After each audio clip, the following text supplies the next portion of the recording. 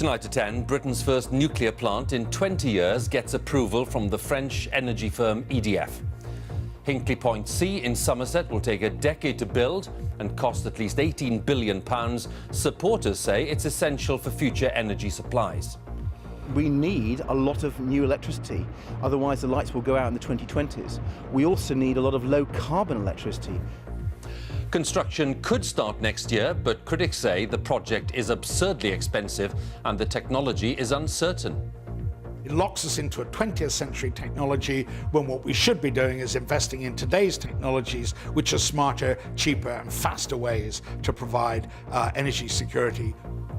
And tonight, in a new twist, the government has said it needs until the autumn to make a final decision. We'll have the latest. Also tonight, the plight of 250,000 people in Aleppo in northern Syria under intense bombardment and running out of food. How will these children survive? Bashar is bombing us with everything he has. Barrel bombs, artillery shells, everything. Germany's policy of welcoming migrants and refugees will not change despite recent attacks, according to Chancellor Merkel. A new antibiotic made from bacteria in the human nose gives scientists hope of defeating more superbugs. And we talk to the Welsh swimmer hoping to make an even bigger splash at the Olympics in Rio. In the south, more misery for passengers as a 5-day strike on Southern Rail is announced. And £21 million of investment in Salisbury Plain as soldiers return from Germany.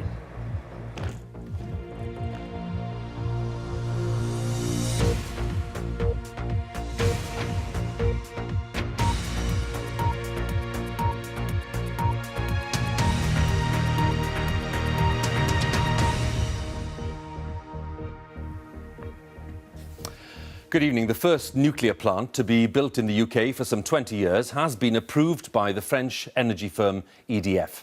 The estimated cost of the project is around £18 billion, making it the most expensive power station in the world. It'll take 10 years to build, and once completed, Hinkley Point will generate 7% of the UK's electricity.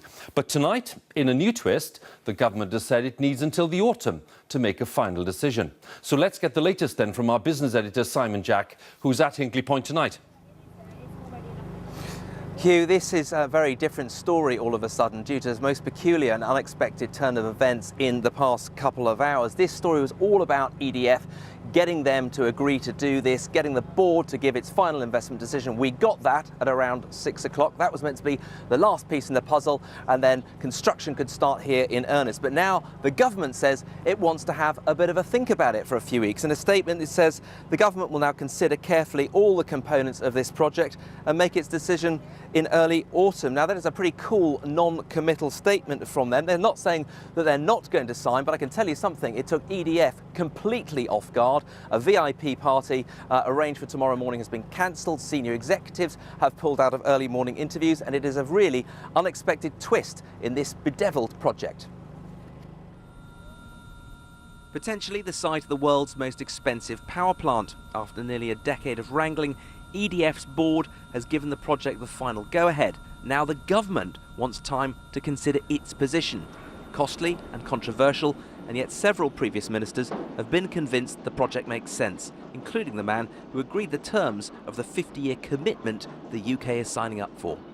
We need a lot of new electricity, otherwise the lights will go out in the 2020s. We also need a lot of low-carbon electricity, because the evidence is that climate change is seriously affecting our planet. It's going to get worse. So given that the Conservative government has taken off the table options like renewables, like more investment in energy efficiency, like carbon capture and storage, the need to have Hinkley has actually gone up. The deal on the table is a massive undertaking. Scheduled to take 9 years to build, it should be working in 2025. It will eventually provide 7% of all the UK's electricity, but that power will be expensive. EDF wants to charge £92.50 per megawatt hour for 35 years. That's more than double current prices. EDF say that will add £10 to annual bills for 35 years. And that is if everything goes according to plan, which seems pretty optimistic, given budget and schedule overruns in Finland and here on EDF's own turf in Flamanville. 6 years behind schedule and €7 billion over budget. The company has had to raise extra money, cut costs and sell off prize assets. The prospect of taking on Hinkley as well prompted EDF's chief financial officer to resign. EDF have shared some of that risk, with the Chinese state-owned nuclear company CGN taking a one-third stake in the project. There are technical risks as well. There isn't yet a working example of this design anywhere in the world, and there are concerns over some key components. French unions voted against the project, and Austria is arguing that the price guarantee breaks EU state aid rules, although how long those will even apply to a UK on its way out of the EU is another question. There's been a lot of will they or won't they about this project. There have been pauses. If you came here just a few weeks ago, this site was dead. Now it looks all systems go. There are 500 people on site. At the peak of construction, there'll be 5,000 people on site. That thing you can see in the background there, that is just to mix the concrete to pour into the site here. And it's not just concrete they're pouring in, it's billions of pounds and a great deal of political capital in this monument, if you like, to Anglo-French-Chinese collaboration. But it's not quite all systems go just yet. The government will make its decision in September, and critics think there are good reasons to pause. I think Hinkley's a very bad idea. It's not going to do very much for our energy security. We will get no electricity until 2030. It's going to put up our energy bills. It locks us into a 20th century technology when what we should be doing is investing in today's technologies, which are smarter, cheaper and faster ways to provide energy security. The EDF decision was welcomed by UK unions and business groups, but this unexpected delay means the on switch still remains unflicked. Well then, Simon, let's talk a little more about this government statement tonight. Is it, in your view, just a case of caution, or is it possibly the start of a change of mind? Well, as I say, it's very non-committal. It's certainly not the tub thumping we've been hearing in previous weeks. Philip Hammond was saying he was pretty sure it was all going ahead. I can tell you what the plan was. The plan was that government ministers would be lining up tomorrow to sign a whole raft of contracts, including that crucial one guaranteeing the price for 35 years. Senior executives were going to come down here for a bit of backslapping and handshaking, and that has all now changed. So it looks as if it could be some pause to consider the policy. Both sides are in their neck up to this in political capital up to now. £2.5 billion has already been spent, and it seems at odds with what the government is trying to promote, which is that Britain is open for business. This was going to be a reassuring vote of confidence in a post-Brexit Britain, but as of tonight, I'm afraid there's a dash of sourness in the entente cordiale that everyone was expecting. OK, Simon, thanks very much for bringing us up to date. Simon Jacka, business editor at Hinkley Point. Now, Britain and France have called on the Syrian government and its ally Russia to end their siege of the ancient northern city of Aleppo. More than 250,000 people are trapped there under intense bombardment, and they are running out of food. For months, rebel forces have been holding the centre of Aleppo, but now the Syrian army, backed by Russian air power, has completed its encirclement, cutting the rebels' last supply lines. And Russia says it is hoping to open humanitarian corridors to allow people to leave, but the UN, crucially, says it hasn't been told about any plan to do that. With the latest, here's our World Affairs correspondent, Caroline Hawley.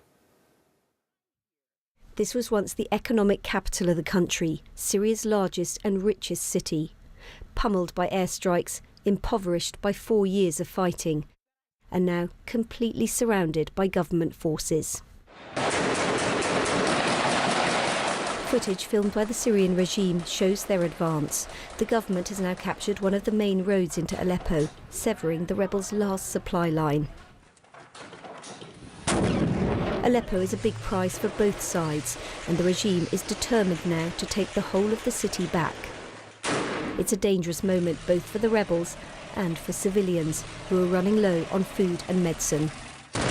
Even the Russians, who are backing the offensive with airstrikes, say the humanitarian situation is close to critical. Yusuf now feeds her 4 children by growing vegetables at home. We gathered soil from the garden and planted stuff. The regime blocked all routes in. We have nothing to eat but this. May God help us. The families had no running water for 3 years, and the children are hungry. There are fears the regime is trying to starve Aleppo into submission. These children want to eat. There's no medicine. My boy is disabled. He fell ill the other day, but there was no medicine to treat him. How will these children survive? Bashar is bombing us with everything he has. Barrel bombs, artillery shells, everything. The bombing of Aleppo has been relentless and indiscriminate. Tens of thousands have been killed. This week alone, the UN says 4 hospitals have been hit, as well as a blood bank. The Syrian government has been dropping leaflets telling civilians how to flee. It's called on the rebels to lay down their arms and leave. The leaflets show the promised exit corridors. But the reaction from rebels, aid workers and civilians has been one of deep distrust. This afternoon we got through to one of the rebels' main commanders in Aleppo. We are an inseparable entity with the civilians in Aleppo, and we've decided to remain in the city and defend it to our last breath. This is our land, and we shall remain steadfast till the very end. With its latest advances, regime forces seem now to be sensing victory. Taking Aleppo back would be the regime's biggest military success in 5 years, and could be a turning point in a war that's killed, maimed and uprooted so many. Caroline Hawley, BBC News. In Germany, Chancellor Merkel has said that she will not change her policy of welcoming refugees, in spite of recent attacks, including 2 carried out by asylum seekers and linked to the Islamic State group. Mrs. Merkel said she would not allow terrorists to undermine Germany's culture of openness. Our correspondent Chris Buckler has been to the Bavarian town of Landshut, which has seen a significant influx of refugees. He sent this report. Bavaria prides itself on being a welcoming place. But in Germany's largest state, there is increasing unease about Angela Merkel's so-called open-door policy towards those not coming for a holiday, but to make a new life. The 2 English words within Landshut's name might give you an idea of feelings here. There are people who want tighter controls on who enters this land. We're prepared to take people in, but we need controlled immigration, and we have to integrate these people. Earlier this year, the region's mayor sent a bus of refugees to Chancellor Merkel's official residence in Berlin, and with it a message that she could be doing more to help places like Landshut. While the flow of people has eased, there are still many in this town waiting to be given asylum status, and therefore still reliant on Germany's help. This man asked for his face not to be shown because he has relatives who are still in Syria. I'm here before 9 months. I have interview now. I have €400 every month. But the process of approving asylum takes time. It's struggling to cope, like some of the families who feel stuck here. 5 years, you are in the same place. There's clear frustration, and after recent attacks involving refugees, also concern. There are a lot of people that has criminal record in their country before they come here. So what do you expect of them? When they come here, they become idle. They possess that criminal act again.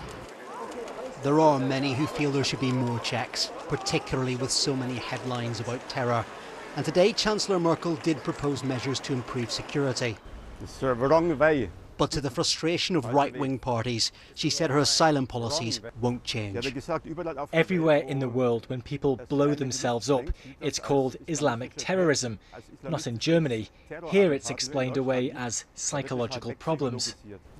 The majority of people who come here, the vast majority, there are no threats to people, there are no security concerns.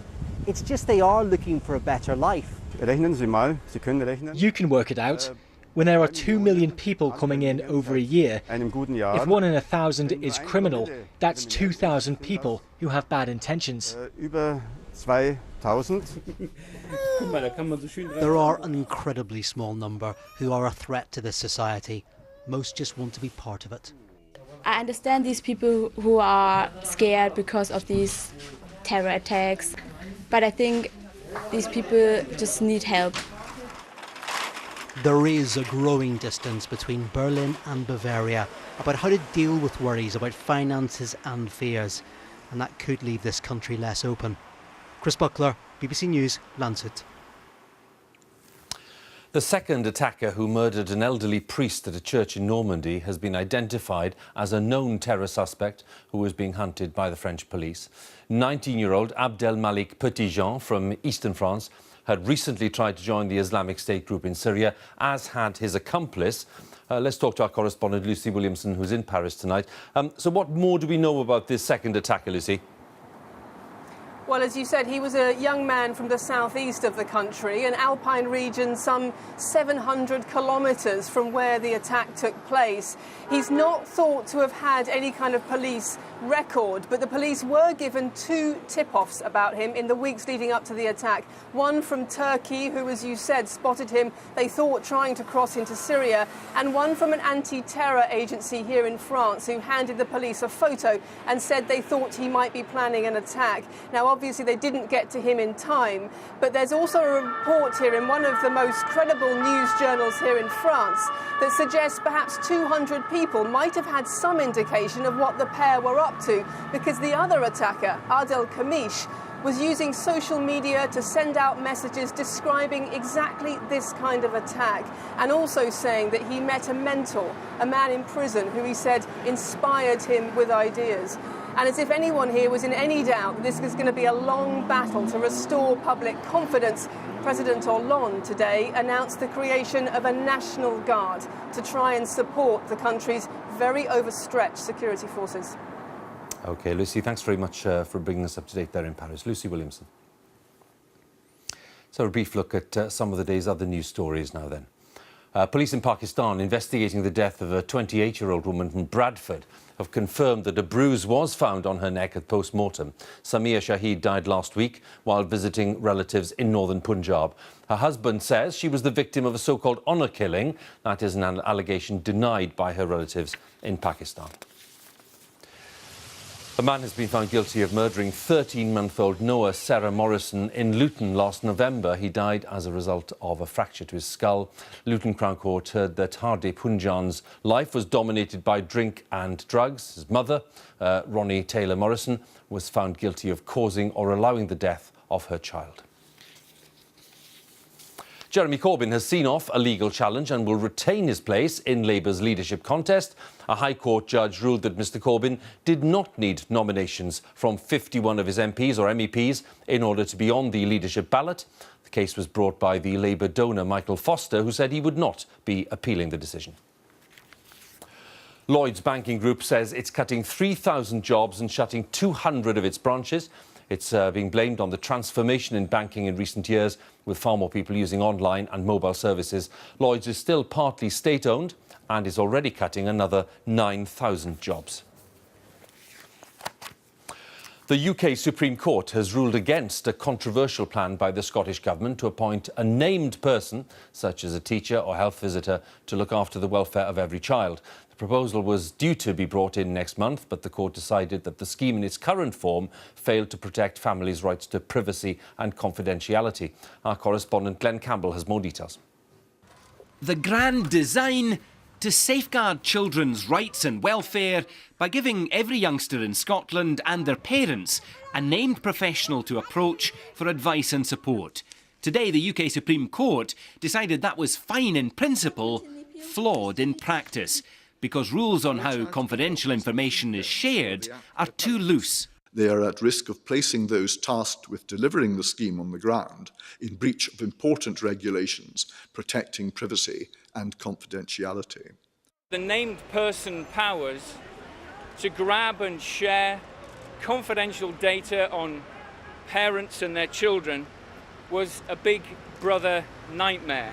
The judges say that while the intention of the law is legitimate and benign, the information-sharing proposals breach rights to privacy and a family life under the European Convention on Human Rights. They also say the legislation makes it perfectly possible that confidential information about a young person could be widely disclosed without either the child or their family knowing. Those behind the legal challenge also think the named person scheme could be counterproductive.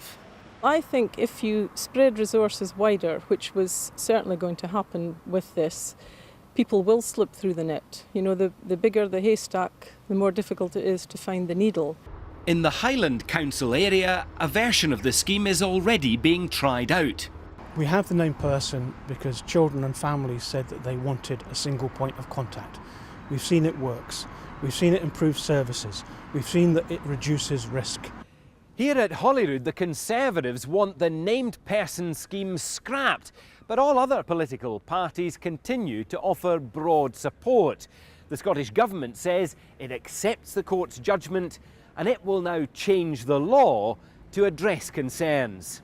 The government's got a job of work to do to make sure that we clarify the data sharing arrangements so that we can implement named policy in full, just as we promised we would do. Legal defeat is a setback for the Scottish Government and its plans to put named person in place next month. The scheme's delayed, but not destroyed. Glenn Campbell, BBC News, Edinburgh. Scientists in Germany say they hope the discovery of a new antibiotic made from bacteria in the human nose could open a new front in the fight against superbugs. New antibiotics are desperately needed as doctors face a growing challenge from infections that resist existing drugs and could become untreatable. Our science editor David Schuckman has the story. Over billions of years, bacteria have kept evolving, and recently some have adapted to resist antibiotics.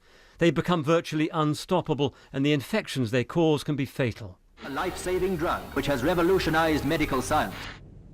Penicillin was the first antibiotic, an invention that saved millions of lives. But since then, researchers struggled to come up with new weapons against the most dangerous bacteria. Until now.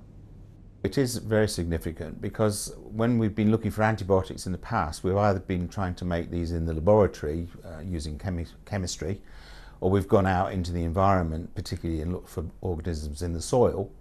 So this is really the first report, or one of the early reports, of finding antibiotics actually in our bodies.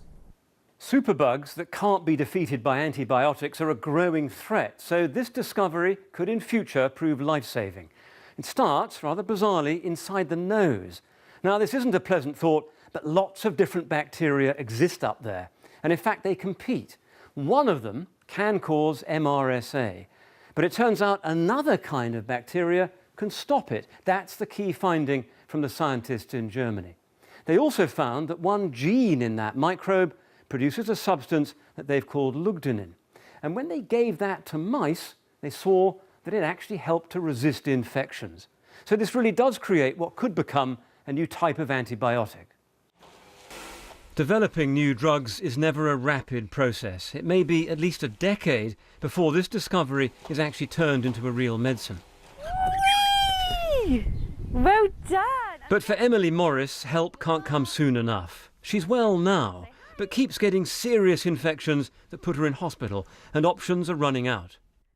There will be a time, and I am expecting the time, for when they say that you can't treat this one, and that's what happens then, really. So that's why me and my family are really worried. But yeah, hopefully the new technologies and things like that will look at more positive things. The real surprise is where this new antibiotic has been found.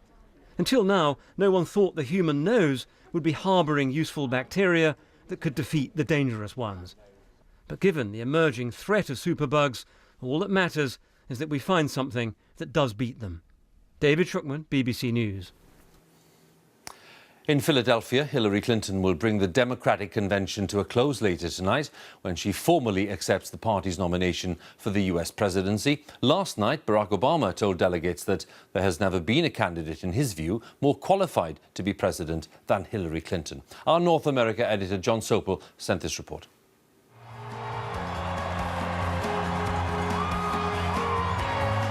They chanted the war cry from 8 years ago to welcome their president. But he was here to say, yes, she can, and yes, she should.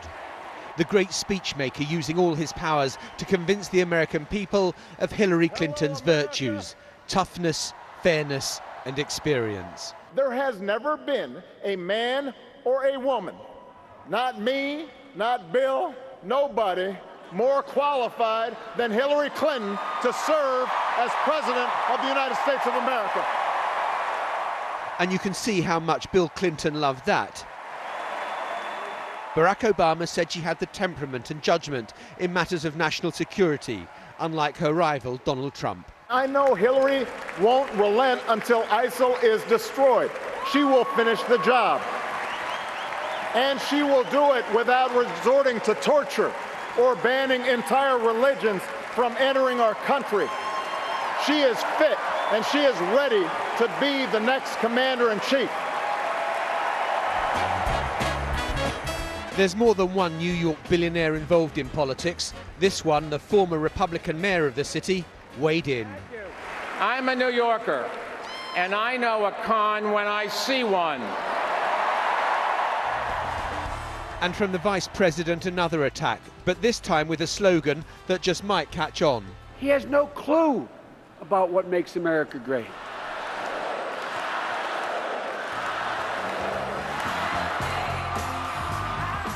But the night was about this. In athletics, they pass on a baton.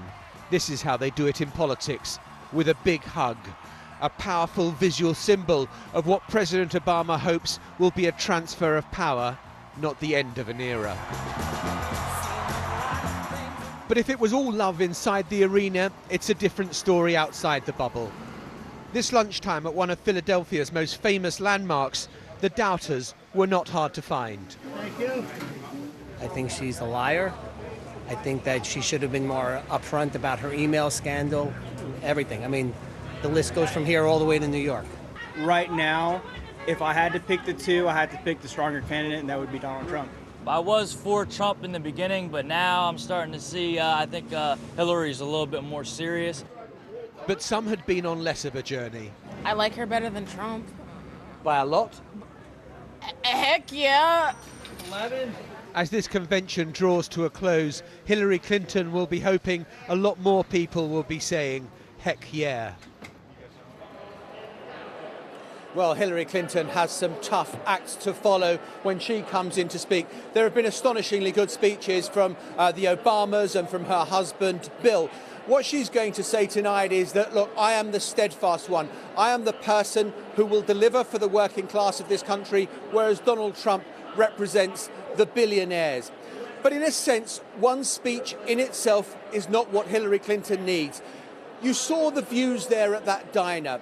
The doubts about her honesty and integrity run deep, and those are questions she has to address. I met a policeman this morning who came up to me and said, in this election we seem to have a choice between a witch and a buffoon. An election is meant to be about a choice. I think this November it's more of a dilemma for some. All right, John, thanks very much once again. John Sopel there for us at the Democratic Convention in Philadelphia.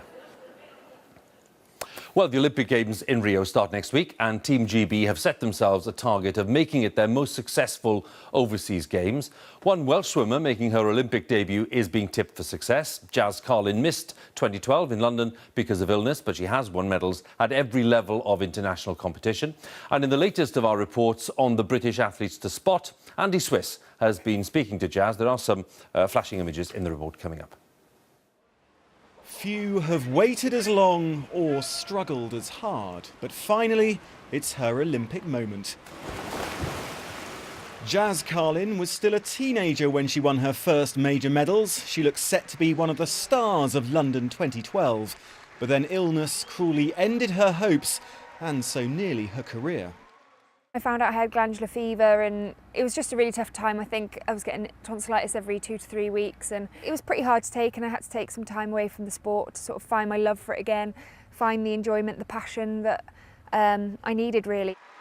And come 2014 and the Commonwealth Games in Glasgow, how she'd rediscovered it. Jazz Carlin from Swansea takes Wales to gold.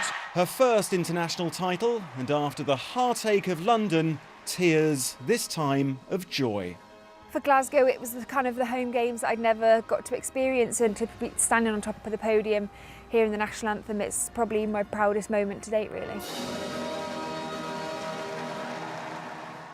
A lot of people have spoken about your determination. I know your former coach nicknamed you Pitbull. Does that sort of sum up your character, do you think? I just love racing. I think it's one of those things, whether I was at school, in the sports days, I used to love just racing, even when we had the sack, what do you call it when you run with like... The sack race. The sack race. And just all those sort of things. I just used to love racing, and training is a hard slog sometimes when you're up early and you're training for hours, and especially being a distance swimmer, I'm always the first one in the pool and the last one out. I'm doing between 70 and 80 kilometres a week. I get back in home sometimes and I just fall asleep on the sofa, or I've just got no energy, and yeah, it's tough at times, but it makes it all worth it when you get to the big competition. What does it mean to you to finally compete in the Olympics? Yeah, I think it's one of those things when you're a young girl and you dream of being at the Olympics, you watch all these amazing athletes on TV and you just want to be there. So I think it's just one of those things where it's a really surreal feeling, and yeah, to finally sort of say I'm going to be an Olympian is just absolutely incredible. And so from the pain of 2012 to perhaps a podium in 2016, Jazz Carlin will be hoping her Olympic journey ends in a smile. Andy Swiss, BBC News, Bath. A quick reminder then that Newsnight's coming up on BBC Two. Here's Kirsty. Tonight, after a bumper build-up, Hillary Clinton will take the stage at the Democratic Convention in Philadelphia. But with opinions so divided, what does she have to do to woo the country? I'll be joined by two powerful women who know her and have watched every step and misstep. Join me now on BBC Two.